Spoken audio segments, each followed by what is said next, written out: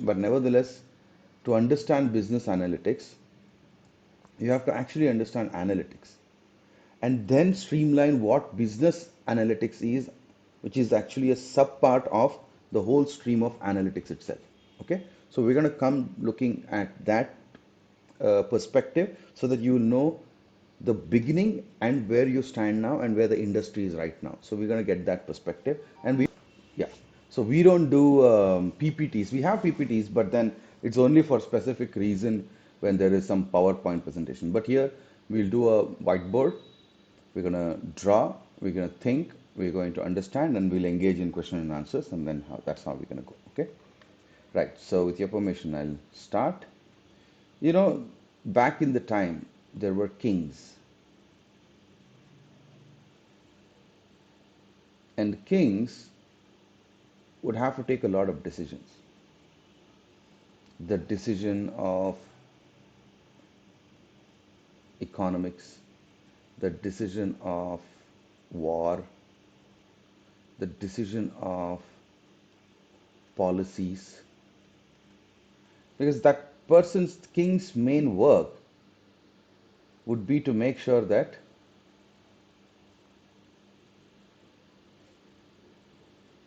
the people in the subject, his or her, his subject is always well fed, and they're always going to look at the king as, or revere the king and stuff, right? So that's what.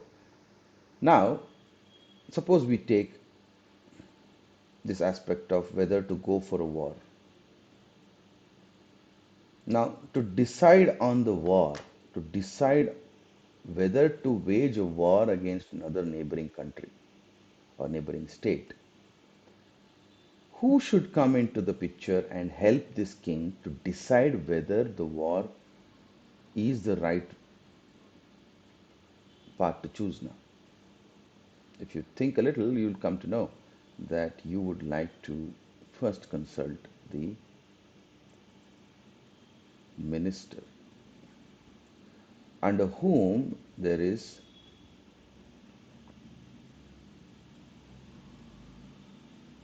finance and economics. Then you would consult the commander, under whom there is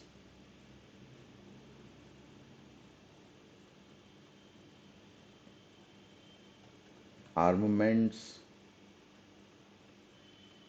soldiers, and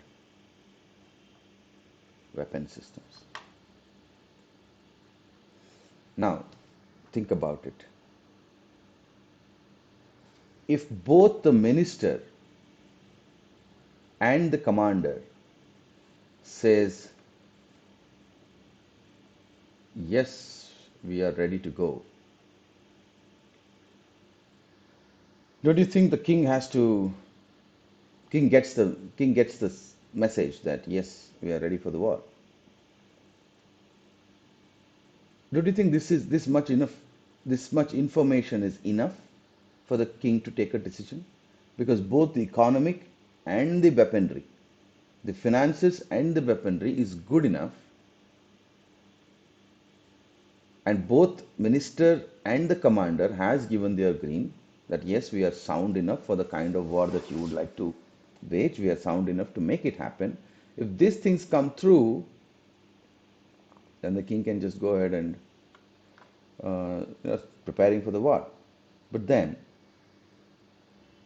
the king doesn't stop there. The king goes ahead and asks one more person. Can you guess who that person is? You must have seen this in the movies. In movies where there are kings, old movies, mythological movies, there's one more person. Sorry?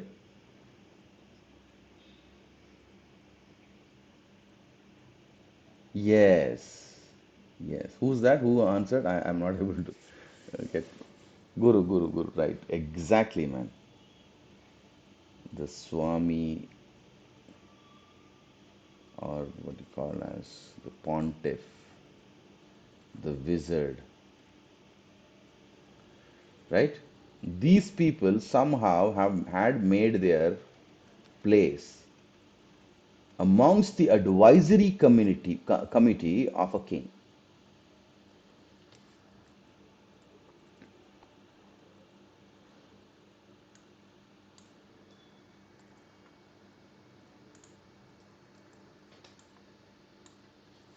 I've repasted this so that I can change something now.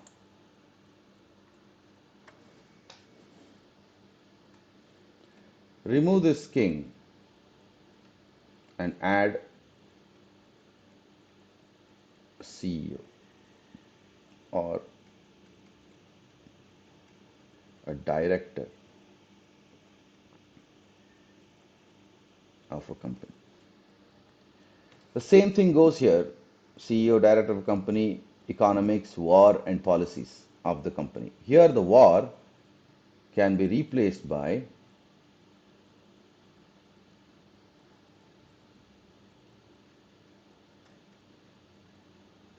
new product launch, new marketing campaign. These kind of activities is what the CEO and the director of the company is more likely to be doing. Okay? So the CEO also kind of has their own, and the directors kind of have their own finance and economics and all this commander, armament, soldiers, weaponry is all about the HR. You can say how good our resources are, how good our tech talent is, how's our marketing going, whether the finances are good enough for us to venture into a new product or get a new marketing campaign going so that we can spread. The same thing applies. Okay, but do you think the CEO would consult a Swami, Pontiff, or a wizard?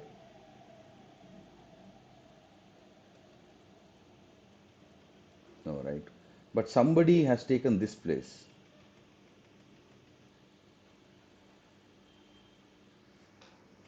This is the new world. This is the old world. Okay? Why? So we'll ask the question, why was this king interested in what Swami and Pontiff and wizard had to say?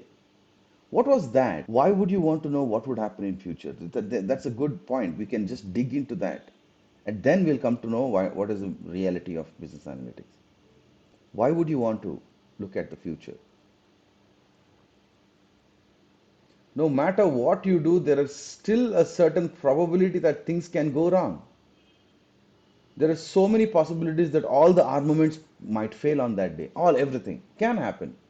Whether is it possible? Yes. Is it plausible? See, this idea of plausibility wasn't discovered at all here. But the fear of future and uncertainty, this fear,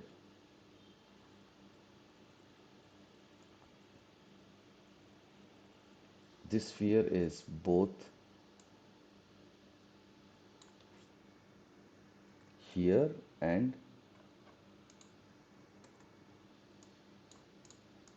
here. What remains across the time 500 years ago and the present.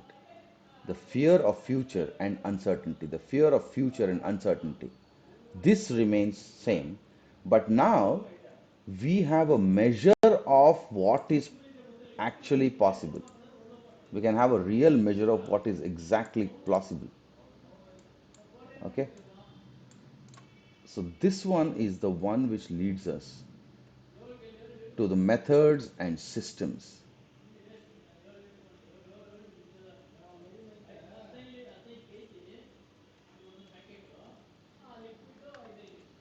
methods and systems which is going to derive intelligence out of the process we are putting in place. Okay, the whole reason why we don't do the PPTs is because the mind requires some time to align to the imagination that we would like our students to go through. Okay, so it takes some time so that you can get some thing going. Once a standard base is set, and after that PPTs work, because once maturity is hit, you just want the PowerPoints. Not on here, it is not PowerPoints anymore. It is just a whole introduction. So that's the reason why we go with kind of a whiteboard approach. Anyway, so now that this thing is done, so it now let's come back to the present world right now, and we talk about what is that we are collecting from everywhere that will help us understand this process, that will help the data analyst or scientist to take data driven decision. Okay, the contrast between the Swami and the Pontiff, I will not comment on this, but this is questioned. Okay, we don't know what they're doing, but here you're supposed to take a data driven decision. So of course, right, a CEO would not hire somebody who's not going to even ascertain, not going to even tell, not going to even disclose how he or she got to the necessary decisions. Just because the Swami says today it is the moon, this moon cycle, and some Neptune is in this quadrant, or Shani or some Saturn is in some other quadrant, so something wrong can happen. Who knows the theory? What is the idea behind it? The CEO or director is never going to listen to that line of that logical flow of thought to decide on whether to go for a product launch or whether not to go for a marketing campaign right now. They want data driven decision. Driven is just a word, decision is the outcome.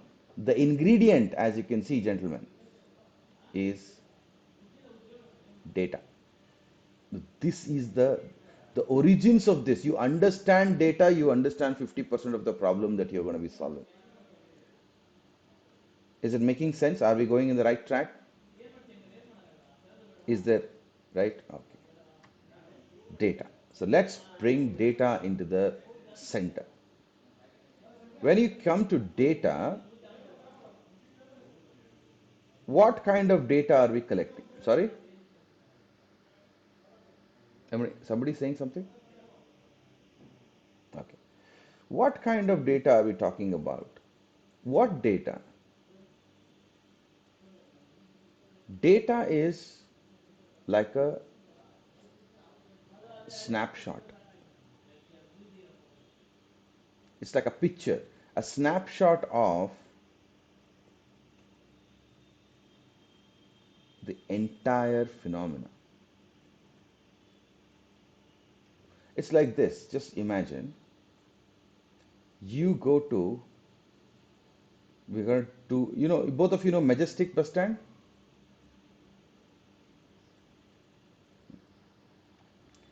Now, if you put one videographer to completely make a video of the Majestic bus stand for 15 minutes, then you take a survey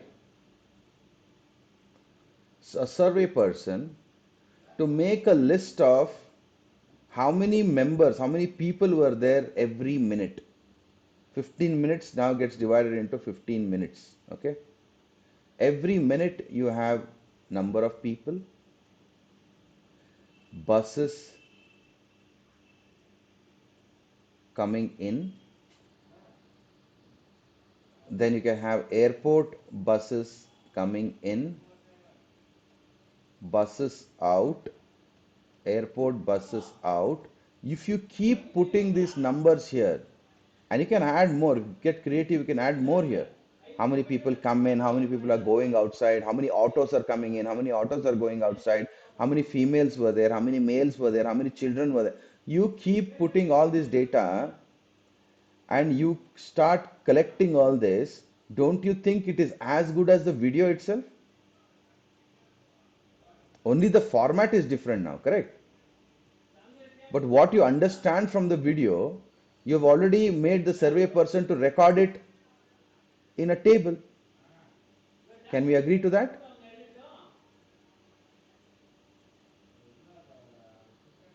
We can agree to that, right? We can sort of video, of course, it's visual, but this is something which the machine can consume. Video for the machine to see the video and get how many buses came in, how many airport buses came in, how many autos came in. Then the machine would actually have to understand what a bus is, what an auto is. That makes it more difficult, correct? But if you want to train a video processing algorithm, an AI algorithm for video processing, you can take this, train an AI, and combine these two. You can combine these two and say, hey, this video had so many things per minute. So then the AI can understand. I'm just giving you a complete AI picture, like because I'm from a data science background. My work is AI, right? So I'm just saying, if you want to really make an AI machine to understand video and bring this out, it is possible in the future. Maybe they're already working on it. Maybe it's already there. But for us as analysts, we are more interested in taking the entire snapshot of the entire phenomena, not as a video, but as a data collected, which holds all the information that happened in that phenomena. And we are interested in analyzing the phenomena on which we want to take data-driven decisions. So that's why this data, what so once you understand now that data is at the center, it is much more important for us to understand the the anatomy of data. What is data actually? From the what kind of data do you have, right? What kinds of data are possible? Let's dive in a little bit into that. Then we'll come to know what business analytics is and data analytics is. Okay. Now, this data thing that you have, the funny thing, or I wouldn't say funny, but let me let me put it. Is the interesting thing is to understand data. Now, this is the most important part I'm telling you, because if you want to be business analyst or data scientist or anything that you want related to data, you have to understand what I'm going to tell you now, because this is the foundation. If you work and decide based on what I'm going to tell you now, things will just fall into place, because this is mathematics. This is logic. So you don't get to go wrong in logic. Once the logic is fit, all you have to do is follow the logic and you will always get success. That's the beauty of it. So that's what makes it easy. But you should have the acumen and the patience to follow the logic. So if you have data, where is the actual data coming from? The whole world is created from our brains, human brain. So if you are going to build a phenomena, a system, a kingdom, a logic, everything, it has to be within the grasp of the reality which the brain can understand, right? It can't be beyond what the brain can understand. Now let's understand what the brain is actually capable of understanding.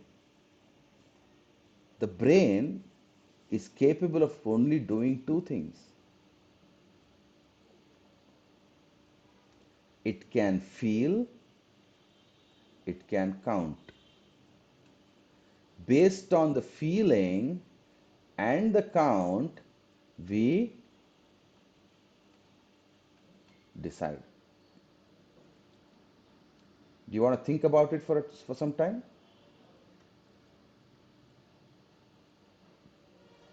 feeling,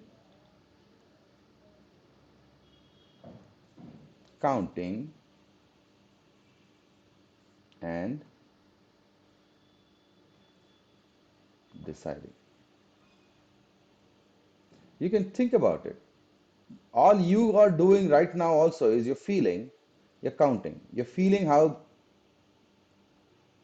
whether this lecture is interesting.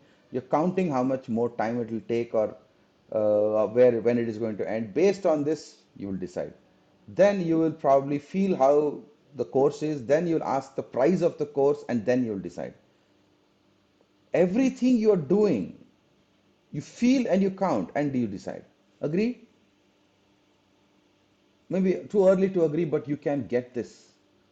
You can, I can bet that all our activity gets reduced to feel, count, and decide.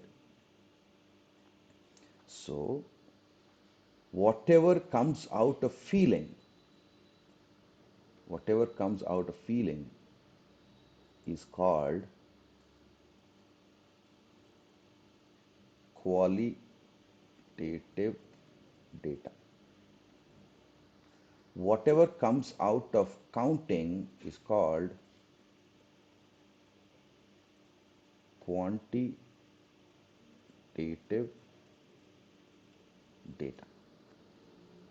If you find the perfect method to combine qualitative and quantitative, I should, both looks the same, quanti, T, and this is an L.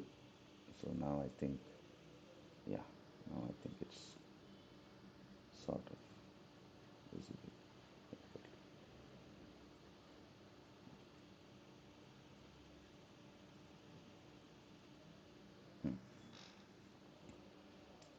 Quant and quality. Okay, so quality and quantity, then based on that, if you analyze this properly, you can decide something, right? So what is your qualitative and quantitative data? Because something which you feel, something which you count. So now, if you dig in a little, you have all this text data, which is qualitative. Because anything that you feel you want to express in terms of text, anything that you count you want to express in terms of numbers. Okay, so you have text data and you have number data. Have you put the whole perspective? Let's just revise quickly because that's how the mind works. If you revise, you get back the whole train of thought.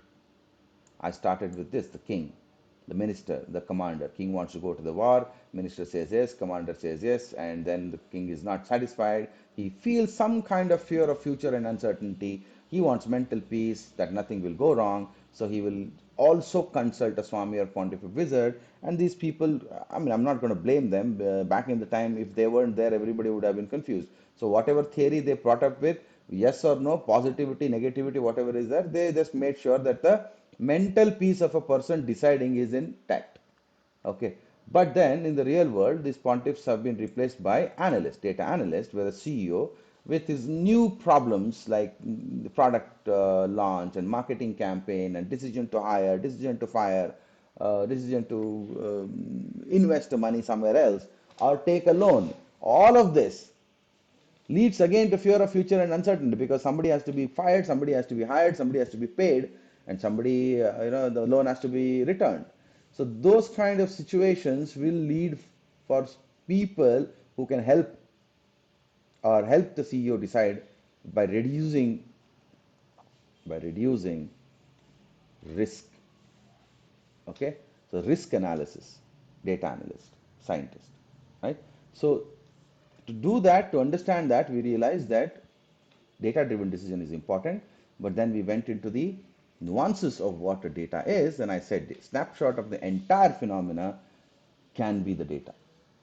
It can also be a video, for example, with the majestic example that we took, it can also be a video, but then if you decide to collect this using a survey person, some other related um, parameters of whatever is happening in the phenomena, whether in terms of sunlight, weather, people, buses, and everything, you can still have sort of a table filled with text and numbers.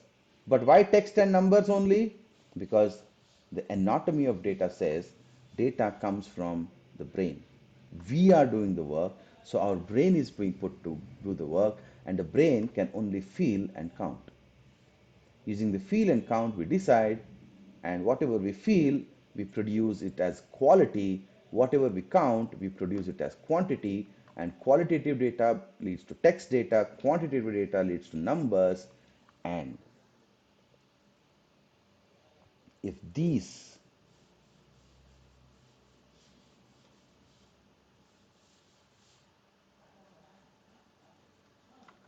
if these data is somehow related to bank, to online orders for online sales,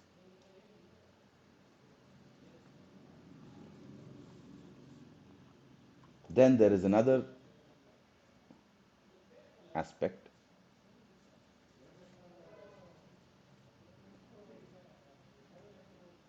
where the data can be from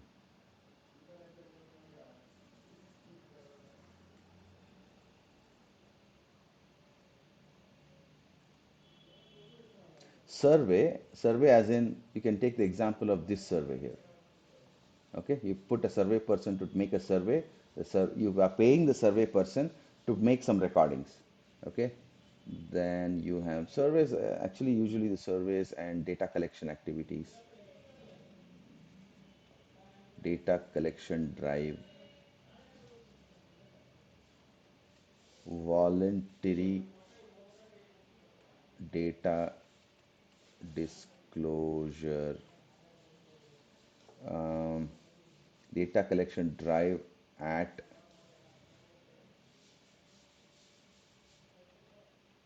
business center. You go to a mall, for example. Yeah, we can just.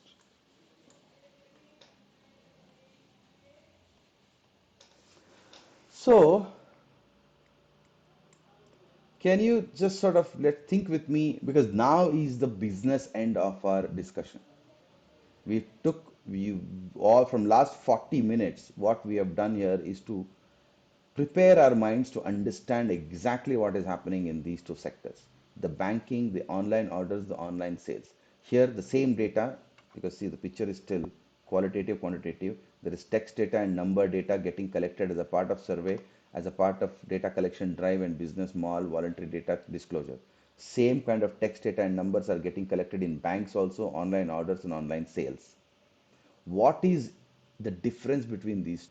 No, no, no, no, no, no, no, no. Wait. This means combination of both text data and numbers. Banking data has both text and numbers. Survey data also has both text and numbers. You should see I have taken arrow mark from here, both. Now I'm not talking about the type of the data. I'm talking about the type of the phenomena which is collecting the data. This is also requiring text data and numbers. This is also requiring text data and numbers. For example, you can put an example and check here. If you want to talk about banking example, you will take the bank people will take your email ID and also age, huh? And also phone number. Okay, you have to know this properly. Email ID is text. You agree? Age is a number. Phone number is also a number. Chandru, you're following this? Sorry, Guru Prasad. I'm sorry. Uh, yeah.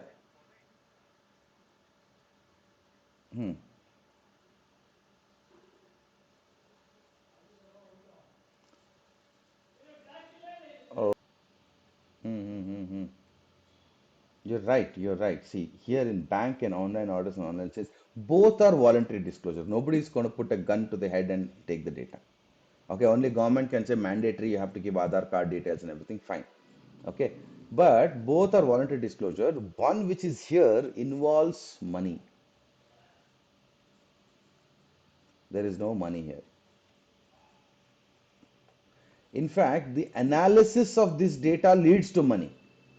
But for the people who's disclosing, there is no money. But here, people who are disclosing this data, you and I, were bank data, we're giving online order, we are buying something on Zomato, correct? It involves money, right? If you make it wrong, if you give wrong data, you're losing this, correct? If you give some other address, you're gone. You are at loss if you don't give correct data. So here the user is at loss if correct data not given. Here user is risk free. So eventually what happens, we'll come to this example later. We'll just keep it here. We'll come to that example later. This is actually the difference. And what happens is when user is at the loss, if correct data is not given, we can just say user is careful. Here user is not careful. Is and is not. When a user is careful in giving the data has, so data has less noise. Here data is full of noise and mistakes.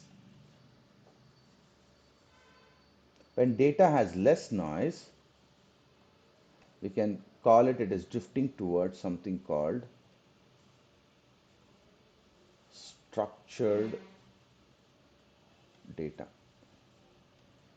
This one is unstructured data. Is it making sense now a little?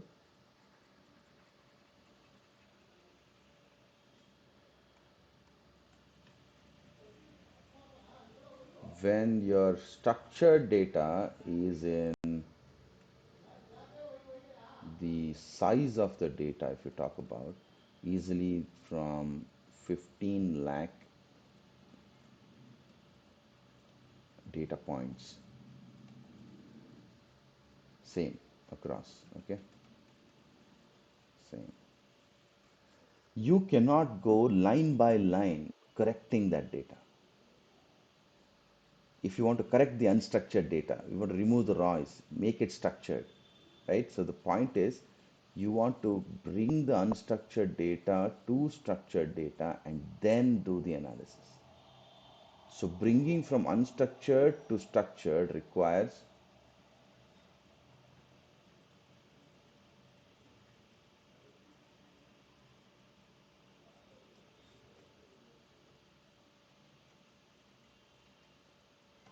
what is this? Programmatic corrections.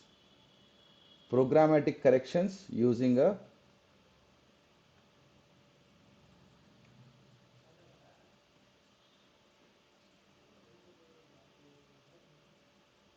programming or automating language, which in our case is equal to Python. Is it making sense now? Because you can't directly analyze unstructured data, it has to be structured. And when you have 15 lakh data points, just as the beginning point, when you have so much data points, you can't go line by line trying to correct it. You need a whole methodology of getting this done. So industry, industry's main goal is what?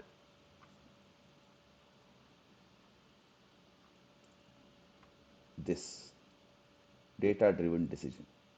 And they want their analysts to clearly understand what the data is, what kind of data you're dealing with, how each kind comes up with its own complexity. When I say what kind of data, when I say what an analyst is supposed to understand, I can give you a sense of it. And this is how you will be trained. This is how the eventual training is going to happen, where all the projects will be around. So I've just taken a simple um data collect the simple data that we collect here. I'm going to make you see how whatever you think you already know, how it can drastically change when the subject changes. See, email ID text. What is a text made up of? Symbols, correct? Symbols among from the large data set of your alphabets. Everything is that you have on your keyboard. The hashes, the dollar signs, the at signs, the exclamatories, then you have numbers. Correct. All of these make up symbols. Your text data can have anything of this. It's a symbol. Then you have number. Strictly this is between 0 and 9. Then you have phone numbers. Strictly between 0 and 9. But suppose I have a reference system.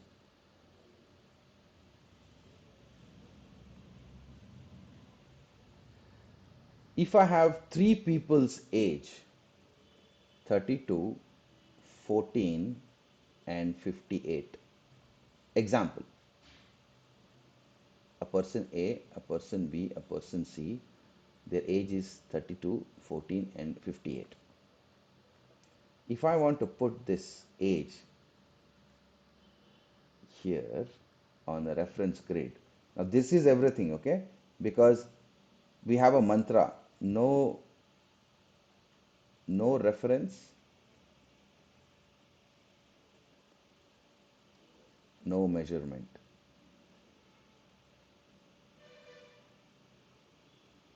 And if there is no measurement, there is no prediction. Prediction means looking into the future. Okay? If you can't measure, you can't predict. If you can't refer, you can't measure. So reference system is always a given. Now coming to that, can you plot this age on the x-axis? Yes. If you just say from 0 to 100, if the age span is here, I can put 14 here. I can put 32 here. I can put 58 over here. And I'm right. Suppose you have a phone number like this.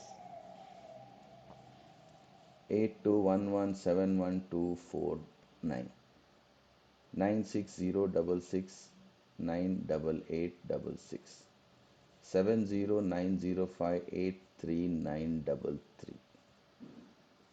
Can I bring this to the number line?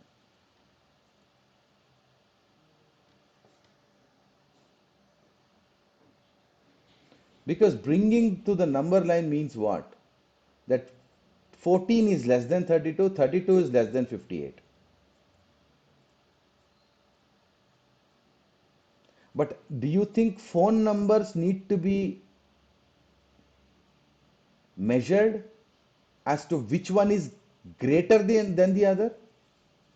Does the attribute of being greater or lesser than the other number apply to phone numbers? No, absolutely no. Okay, that's why this distinction that we talked about here takes a different picture, which is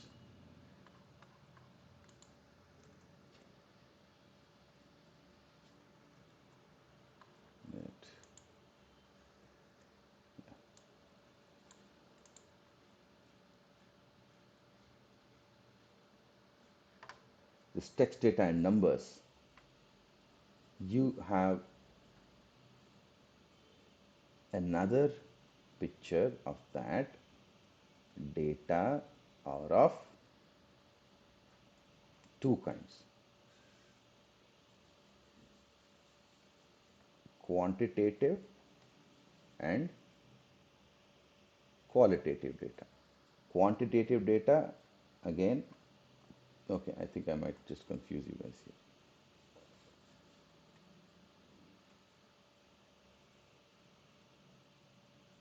Quanti, this is quality. Just no, quality, quantity. Quantity again has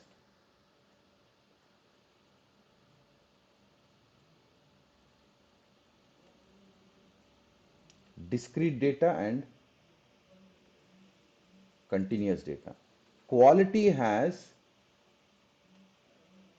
nominal data and ordinal data. So all these phone numbers that you saw, right, and email IDs, all these come under nominal. If you have a Swiggy data where you're rating the Swiggy biryani order, that rating is good, bad, excellent, worse, those are nomination, but they have an order in it because you can rearrange that. So if you can rearrange the quality and reorder the qualitative aspect, it is ordinal data.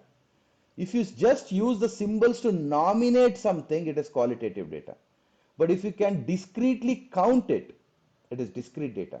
If the number is continuous, then it is continuous data. What is discrete data? Discrete means the phenomena itself won't allow you to go into decimal.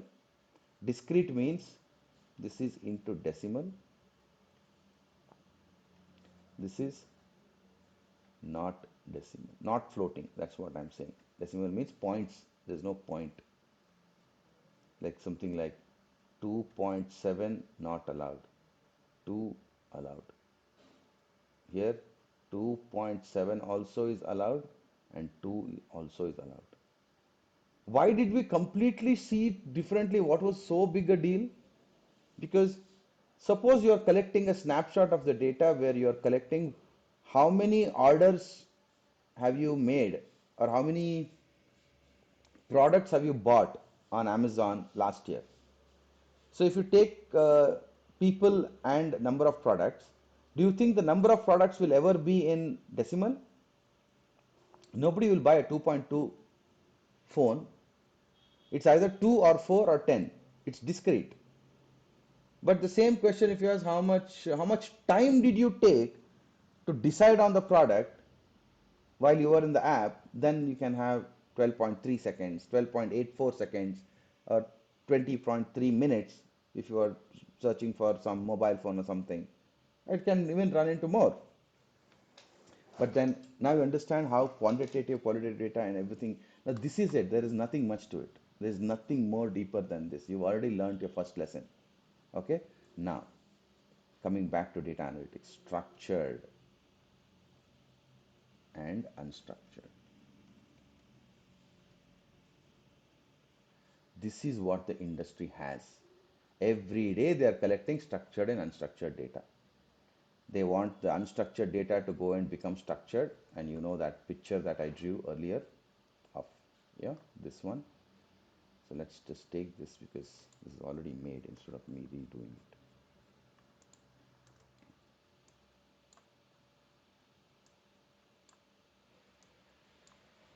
So to satisfy the need of the industry, and of course, Guru Prasad, the guy I told you who got placed in your company, also went through all this uh, Python programming and SQL training, and he became actually expert at Python and SQL. In fact, yeah, yeah. So now this Python programming and getting into structured data where you have a structured database involved, that is your SQL, to getting an unstructured data to come and sit here itself is a big deal. So this is a skill. That is what we call as Python for data science. Okay. So when you learn Python for data science, you just learn Python for data science completely. Okay. And you can, of course, we can have Python for data analytics as well. Or in general, we call it Python with data analytics or data analytics with Python. See, data analytics with Python is one course that will help you to understand Python programming and SQL. Once this data is in structured form with you, all you've been able to do so far is take an unstructured data, convert it into structured data, and run through something called statistical analysis to derive a lot of important questions from your data. When you learn all of this, you're almost one step closer to becoming a data scientist. On the top of it, if you directly have this SQL data with you, and you don't have to worry about this Python or analytics or anything, you just want to learn a bit of stats analysis and you have SQL. On the top of this, you can build another skill set where you'll combine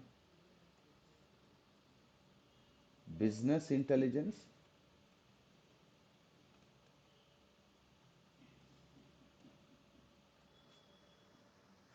for which you can use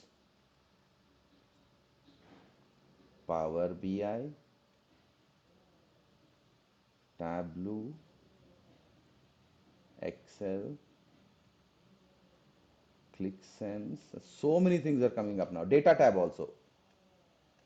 Data tab is also a very good business intelligence tool. But every tool is different. Some tools are crazy about are extremely adept in giving you insights across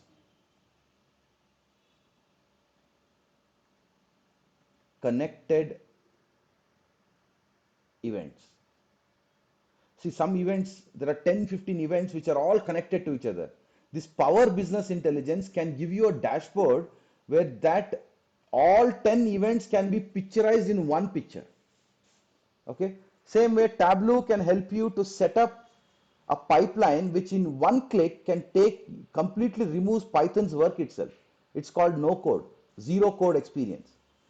Excel has always been there from a long time. ClickSense is just like a little bit of Power BI, a little bit of Tableau, a little bit of Excel. Depending on these are all called COTS. COTS means commercially off the shelf software. You can directly purchase this,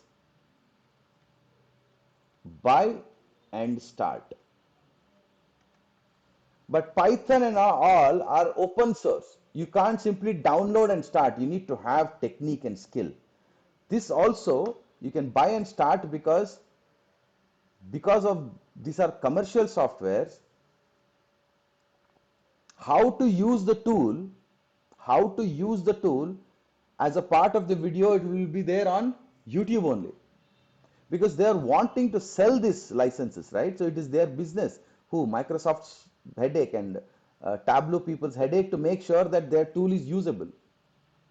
But just knowing the tool is not knowing analysis. Okay, you are supposed to do projects. Why? Because industry was never about whether my my employees know Power BI or Tableau. What was the industry's main problem? Can we just say that and we'll close this? What was that? Yes, data driven decision.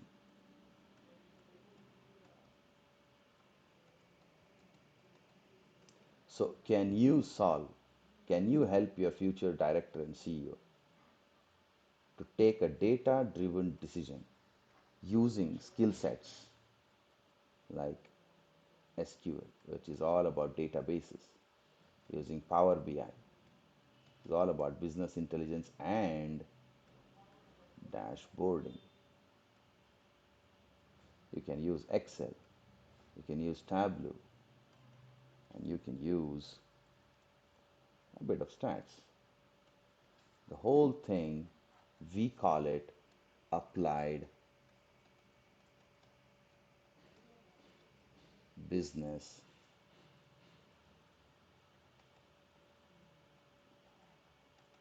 analytics. If you want to add the ability to do all the Python programming with it, then we call it full stack data analytics. Why is this not? That's it. Oh, I've reached the limit of my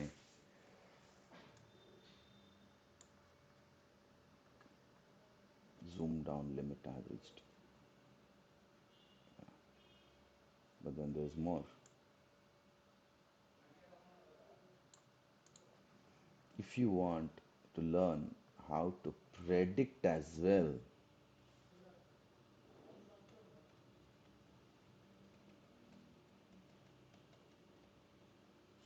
then we call it full stack data science. You are choosing this. It's the right thing to do because you can't directly choose this. There's a whole, you know, what is different. There's a whole process to it. You can't directly jump into this. It's not advisable. This is a good position to start from. So you understand now what you're getting into, applied business analytics, and see how to do Power BI, what you're doing there, how what is Power BI. That's not a part of the demo. We don't give demo like that. Okay, we want to make sure that the student exactly understand what his or her value is once they finish this certification. And then comes all the mock interviews, the placement related stuff. How do you position a person to get hired into a company?